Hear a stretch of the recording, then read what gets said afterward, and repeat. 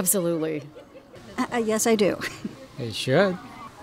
Yes, because they benefit a great deal from this country. Yes, absolutely. It's like really frustrating because corporations already pretty much buy our elections, and then they also pay less. Corporations should contribute more. The fact that they're treated as individuals in some cases and then as corporations or special entities in others isn't fair to the individual taxpayer.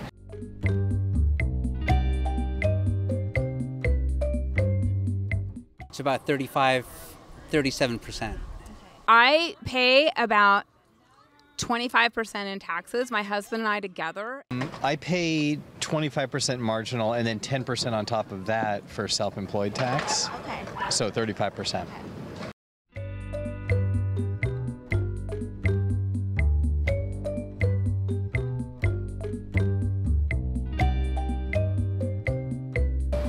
Not great. It makes me want to start a corporation as soon as possible.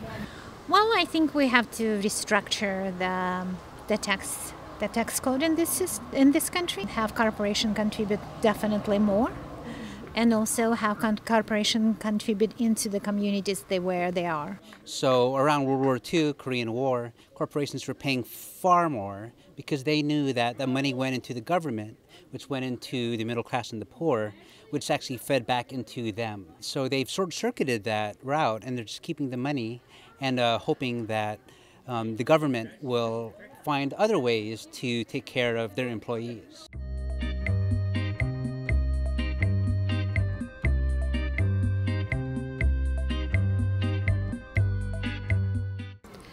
Anger, frustration, feeling of impotence, because it's been part of our economic system since the beginning. We had wealthy slave owners, right, as our framers of the Constitution. The building of our country was the huge conglomerates using the backs of American labor. I mean, the fact that someone could get a tax break of 200-something thousand when I make like less than a quarter of that is just mind-blowing to me. Yeah. Like, why do they even need that money? I clearly live off of way less than that, so. Well, the working people should be getting most of the cuts. If a society is defined by the strength of its middle class, then I don't think this necessarily addresses the strength of the middle class.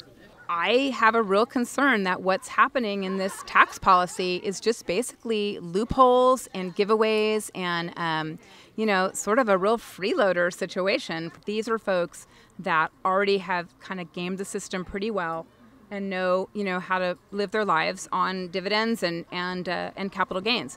So if you give $1 to 10,000 people, they'll actually spend it, as opposed to if you give $10,000 to one person, they're not going to spend it. They're going to hold on to the bulk of it.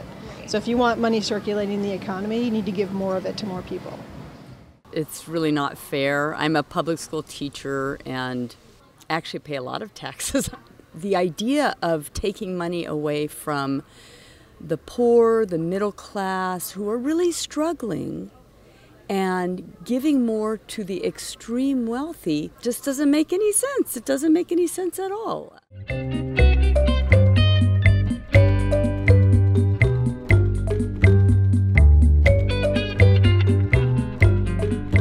No, no, no, and no.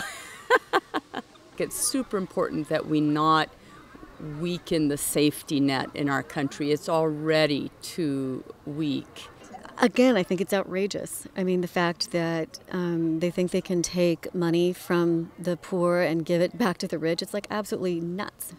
Well, I was on the Santa Rosa City Council for 10 years, and so and I worked a lot in city government, and so I've seen where the cuts come, and they come from the Head Start program and the federally funded meals program for the kids who come to school hungry.